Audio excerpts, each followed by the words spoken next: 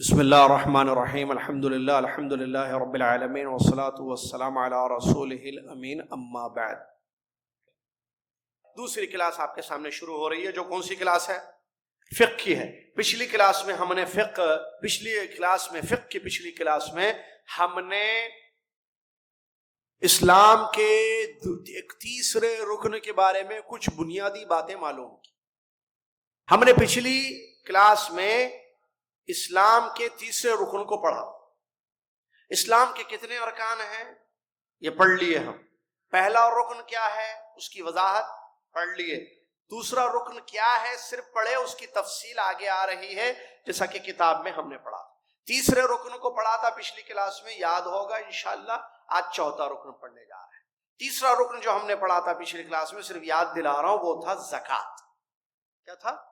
زکوٰۃ۔ چوتھا رکن آج ہم پڑھیں گے مختصر، اور وہ ہے صوم شہر رمضان، رمضان کے مہینے کے روزے، جو ٹھیک آج سے 2 مہینہ 17 دن کے بعد انشاءاللہ آنے والا مہینہ۔ اللہ تعالیٰ سے دعا ہے، سلف جیسا دعا کرتے تھے، ہم بھی اللہ تعالیٰ سے دعا کر رہے ہیں کہ اللہ تعالیٰ یہ رمضان کا جو مہینہ دو مہینے 17 دن کے بعد ہمارے پاس آنے والا ہے، اللہ تعالیٰ خیر سے، ایمان سے، سلامتی کے ساتھ، صحت و تندرستی سے، جذب عبادت کو لے کر اس کا استقبال کرنے کی توفیق عطا فرما، اور اللہ تعالیٰ وہ مہینہ ہمیں ملے تو ہمیں وہ مہینہ عطا کر، اور اس مہینے میں عبادتوں کی توفیق دے۔ 2 دعائیں، اللہ وہ مہینہ دے اور اس مہینوں میں عبادتوں کی توفیق دے۔ مہینہ دے، توفیق دے، اتنا بول دے تو بھی کافی۔ مہینہ دے اور توفیق دے۔ اللہ تعالیٰ وہ مہینہ بھی دے اور توفیق بھی دے، کیونکہ جس کو توفیق ملتی ہے وہی عبادت کرتا ہے، ورنہ کتنے زندگی میں رمضان آئے اور چلے گئے، توفیق نہیں ہوئی۔ رمضان کے روزے اسلام کا رکن ہے، پلر آف دا اسلام، اور یہ رمضان کے روزے فرض اور واجب ہیں۔ فرض اور واجب میں فرق نہیں ہے۔ رمضان کے روزے واجب ہیں اور فرض ہیں، اور واجب اور فرض میں کوئی فرق نہیں ہے۔ دلیل سنیے، اللہ تعالیٰ نے فرمایا یا ایھا الذین آمنوا کتب علیکم الصیام کما کتب علی الذین من قبلکم لعلکم تتقون۔ سورہ بقرہ کیا ترجمہ؟ اے وہ لوگوں جو ایمان لائے ہو، تم پر روزے فرض کیے گئے ہیں جیسے تم سے پہلے لوگوں پر روزے فرض کیے گئے تھے، شاید کہ تم تقوی اختیار کرو۔ معلوم ہوا اس آیت کریمہ سے کہ رمضان کے روزے فرض ہیں۔ اللہ نے فرمایا کتبہ، اے فریضہ، فرض کر دیا گیا۔ کس نے فرض کیا رمضان کے روزے؟ اللہ نے فرض کیا ہے روزے۔ اللہ نے فرض کیے ہیں روزے ہم پر، جیسے ہم سے پہلے لوگوں پر بھی فرض تھے۔ تو اس سے معلوم ہوا کہ رمضان کے جو روزے ہم پر فرض ہیں، یہ پچھلے لوگوں پر بھی فرض تھے۔ اور اس کا ایک فائدہ کیا ہوتا ہے؟ لعلکم، اس کا پھل تقوی۔ عبادتوں کا پھل تقوی ہے، عبادتوں کا مقصد تقوی نہیں ہے۔ یاد رکھنا، عبادت کا مقصد تقوی ہے، عبادتوں کا پھل تقوی ہے۔ چلیے، روزہ یا صوم کس کو کہتے ہیں؟ ڈیفینیشن: عبادت اللہ بالامساک عن الطعام والشراب وكل ما يبطل الصيام من الفجر الى غروب الشمس۔ واٹ از روزہ؟ واٹ از کپوٹا؟ روزہ کس کو کہتے ہیں؟ روزے کی تعریف، ڈیفینیشن آف روزہ: اللہ کی عبادت کرتے ہوئے کھانا پینا اور روزہ توڑنے والی چیزوں کو چھوڑنا، فجر سے سورج غروب ہونے تک۔ دوسرے انداز سے، دوسرا آسان جملہ، فجر سے سورج غروب ہونے تک کھانا پینا اور روزہ توڑنے والی چیزوں کو اللہ کی عبادت کرتے ہوئے چھوڑنا روزہ کہلاتا ہے۔ یہ ہے روزہ۔ سمجھ میں آ گیا؟ روزے کی فضیلت کیا ہے؟ بہت ہے فضیلت۔ ایک حدیث یہاں کتاب میں موجود ہے جو صحیح بخاری صحیح مسلم کی حدیث ہے، اور راوی ہیں اس حدیث کے بچے ابو ہریرہ رضی اللہ تعالیٰ عنہ کہتے ہیں، ابو ہریرہ رضی اللہ تعالیٰ عنہ کہتے ہیں کہ رسول اللہ صلی اللہ علیہ وسلم نے ارشاد فرمایا، اللہ تبارک، میں عربی میں پڑھ لیتا ہوں، قال اللہ عز وجل کل عمل ابن آدم لہ الا الصیام فإنه لي وأنا أجزي به والصيام جنة فإذا كان صوم يوم أحدكم فلا يرفث يومئذ ولا يصخب فإن سابه أحد أو قاتله فليقل إني امرؤ صائم والذي نفس محمد بيده لخلوف فم الصائم أطيب عند الله يوم القيامة من ريح المسك وللصائم فرحتان يفرح بهما إذا أفطر فرح بفطره وإذا لقي ربه فرح بصومه. زبردست حدیث. رسول اللہ صلی اللہ علیہ وسلم نے ارشاد فرمایا، اللہ تعالیٰ نے فرمایا ہر آدم کے بیٹے کا عمل، مطلب ہر آدمی کا عمل اس کے لیے ہے سوائے روزے کے. روزہ میرے لیے ہے، میں اس کا بدلہ دوں گا. روزہ ڈھال ہے.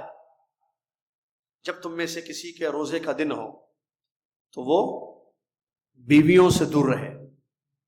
بیوی سے ہم بستری یا ہم بستری پر ابھارنے والی کوئی حرکت، لپٹنا، چمہ لینا وغیرہ نہ کرے اور جہالت نہ کرے. اگر کوئی اس کو گالی دیتا ہے یا اس سے لڑتا ہے تو وہ اس آدمی کو کہہ دے بھائی میں روزے سے ہوں، میں روزے سے.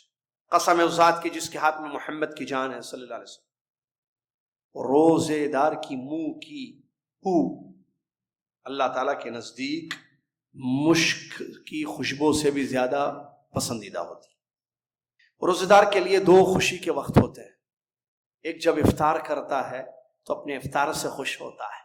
دوسرا قیامت کے دن جب اللہ سے ملے گا تب بھی خوش ہو جائے گا. اس حدیث میں ہو گئی حدیث، روزے کی فضیلتیں بیان کی گئی. پوائنٹس دیکھیے اس روزے کی فضیلت اس حدیث میں جو بیان کی. نمبر ایک، اللہ تعالیٰ خود اس کا بدلہ دینے والا ہے. اس کی کئی تفسیر ہیں. ایک تفسیر یہ بھی ہے، تشریح کئی ہیں اس کی، کہ ہر عمل کا بدلہ لمیٹڈ ہے لیکن روزے کا ان لمیٹڈ. چلیے دوسرا، روزہ ڈھال ہے. کیا مطلب ڈھال معلوم؟ جنگ میں، میدان جنگ میں لوہے کا وہ ٹکڑا جس کو استعمال کیا جاتا ہے تاکہ وار سے اپنے آپ کو بچائیں. کوئی تلوار سے، لاٹھی سے مارے گا تو ہم روک سکیں اپنے آپ کو، اس کو کہتے ہیں ڈھال. ٹھیک ہے. دو. نمبر تین، کہ کوئی لڑائی جھگڑا روزے دار سے کرے تو روزہ چونکہ عبادت کا دن ہے، آدمی لڑے جھگڑے نا، کوئی گالی دے تو گالی نہ دے، اس سے کہتے بھائی میں روزے سے. چوتھی چیز، اس حدیث میں نبی صلی اللہ علیہ وسلم نے بیان کیا کہ منہ کی بو روزے دار کی، بو یعنی ایک منہ کی بو اس کی روزے دار کی خالی معدے سے نکلتی ہے. وہ کھایا نہیں نا، صبح سے سحری کیا تھا، ناشتہ نہیں، چائے نہیں، کافی نہیں، بریڈ نہیں، فلاں نہیں، یہ نہیں، کچھ بھی نہیں کھایا، کچھ بھی نہیں پیا، خالی سوکھا معدہ ہے، منہ سے بو نکلتی ہے. اللہ تعالیٰ کے نزدیک یہ مشک عنبر سے زیادہ، اللہ اکبر، فضیلت دیکھیے روزے کی، اطیب ہے. اور ایک فضیلت جو آخری میں بیان، دو خوشی کے وقت ہوں گے روزے دار کے لیے. ایک جب افطار کرتا ہے سورج غروب ہوتے ہوئے تو کھجور کھاتا ہے، اپنی بھوک کو مٹاتا ہے، پانی پیتا ہے، اپنی پیاس کو مٹاتا ہے، تو خوشی ہوتی ہے یا نہیں ہوتی ہے؟ افطار کے وقت خوشی ہوتی نہیں خوشی ہوتی ہے؟ اور ہماری عورتیں جو اوپر بیٹھی ہوئی ہے تو خوشی کو بہت زیادہ کر دیتی ہیں افطار کی خوشی. ارے کہاں کھجور پانی کی بات کر رہے ہو، دیکھو میں کیا کیا تم کو کھلاتی ہوں، کیا کیا تم کو پلاتی ہوں. وہ ہما مختلف قسم کے جوس، سیدھے ہاتھ سے شاکر بھائی مختلف قسم کے کھانے پینے کی اشیاء رکھے جاتے ہیں، خوش ہوتا ہے آدمی کھا پی کر. دوسری خوشی کا وقت کب ہوگا؟ جب اپنے رب سے ملاقات کرے گا. اب غور کیجئے کیا فرمایا نبی صلی اللہ علیہ وسلم نے، اپنے رب سے ملاقات کرے گا روزے دار تو خوش ہوگا.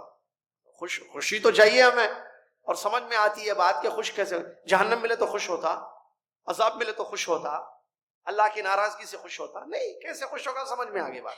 اللہ تعالی ہم سب کو یہ حقیقی خوشی پانے کی توفیق عطا فرمائے. روزے کے فائدے بہت ہیں، 3 یہاں ذکر کیے گئے. نمبر 1، ہر چیز سے پہلے اللہ کی اطاعت. روزے میں اطاعت، یہ فائدہ ہے کہ آپ اللہ کے مطیع اور فرما بردار بنتے ہیں، آپ اطاعت کر رہے ہیں اللہ تعالیٰ کی. نمبر 2، تقوی کی ٹریننگ ہوتی ہے اور مراقبہ. تقوی کی ٹریننگ اور مراقبہ کہ اللہ تمہیں دیکھ رہا ہے. تو آدمی اکیلے میں رہتا ہے تب بھی کھجور نہیں کھاتا ہے، ابھی کھا رہے آپ کیونکہ آپ روزے میں نہیں ہیں ابھی. آپ لیکن وہ جمعہ جو رمضان کا ہوگا آپ کھجور نہیں کھائیں گے صبح. کیوں؟ روزہ. ارے آپ اکیلے ہیں نا کمرے میں، اچھا کمرے میں کھا لو شکر، وہاں بھی نہیں کھاتے. فائدہ ہے، تقویٰ ہے، مراقبہ اللہ. تیسرا فائدہ، صبر اور اخلاص انسان سیکھتا ہے روزے سے. صحیح ہے کہ نہیں؟ صبر سیکھتا کہ نہیں سیکھتا روزے میں؟ روزہ صبر سکھاتا ہے. چلیے، روزے کو توڑنے والی بہت ساری چیزیں ہیں، ان میں سے روزے کو توڑنے والی چیزیں کیا ہیں؟ روزے کو توڑنے والی چیزیں 6. کتنے؟ 6. چلیے، نمبر 1، کھانا پینا، سگریٹ پینا. ہم کتاب سے چل رہے ہیں. جان بوجھ کر کھانا یا پینا اور سگریٹ پینا، اس سے روزہ ٹوٹ جاتا ہے. نمبر 2، کھانے پینے کی جیسی جو چیزیں ہوں، کھانے پینے کی جیسی، یعنی آپ منہ سے نہیں کھا رہے، منہ سے نہیں پی رہے ہیں، انجیکشن کے ذریعے آپ کے باڈی میں غذا یا پانی پہنچایا جا رہا ہے، ٹوٹ جائے گا روزہ. نمبر 3، جان بوجھ کے الٹی کرنا، قے کرنا. جان بوجھ کے الٹی معلوم؟ الٹی، قے معلوم؟ چلیے، کیا بولتے ہیں اس کو؟ وامٹنگ. جان بوجھ کر مطلب انگلی ڈال کے نکالنا، خود ہو جائے نہیں، جان بوجھ کر اگر الٹی کریں گے آپ عمدن، حیدرآباد میں ہونا بول کے، تو کیا ہوتا؟ روزہ ٹوٹ جاتا. کتنے ہو گئے؟ 3. چوتھی چیز، حیض اور نفاس، اس سے بھی روزہ ٹوٹ جاتا ہے. روزے میں اگر حیض آ گیا یا نفاس میں ہو گئی عورت، یہ عورتوں کا مسئلہ ہے. 5، استمنا، ماسٹربیشن، مشت زنی. نمبر 6، جماع، ہم بستری. ان چیزوں سے روزہ ٹوٹ جاتا ہے. اللہ تعالی ہمیں روزے کی حفاظت کرنے کی توفیق عطا فرمائے. آمین. وآخر دعوانا الحمد للہ رب العالمین، والسلام علیکم ورحمۃ اللہ.